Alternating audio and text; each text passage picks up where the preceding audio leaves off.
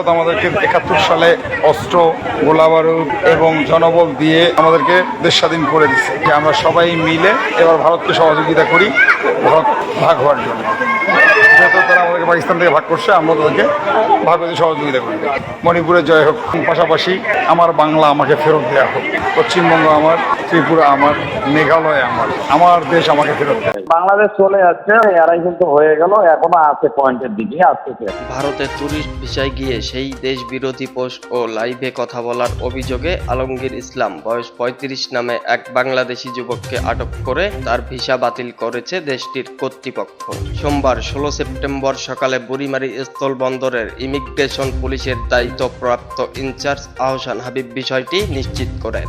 আলমগীর ইসলাম লালমনিরহাটের পাটগ্রাম পৌর শহরের জুম্মাপাড়া এলাকার নূর মোহাম্মদের ছেলে। এর আগে রোববার রাত ৮টায় ভারতের চ্যাংরাবান্ধা ইমিগ্রেশন চেকপোস্টের মাধ্যমে বুড়িমারি স্থলবন্দর দিয়ে বাংলাদেশে ইমিগ্রেশন পুলিশের কাছে তাকে হস্তান্তর করা হয়।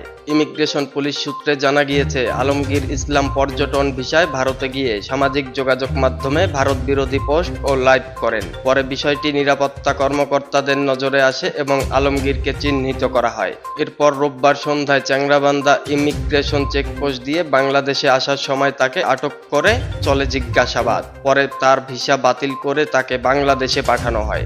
বুড়িমারি স্থলবন্দর ইমিগ্রেশন পুলিশের ইনচার্জ আহসান হাবিব বলেন, ভারতীয় অংশে চ্যাংরাবান্ধা ইমিগ্রেশনের ইনচার্জ ওই যুবককে জিজ্ঞাসাবাদ শেষে তার ভারতীয় ভিসা বাতিল করে বাংলাদেশে অংশে পাঠালে আমরা যথানিয়মে বাকি প্রক্রিয়া সম্পন্ন করি। Update time online news desk, Lalmonirhat.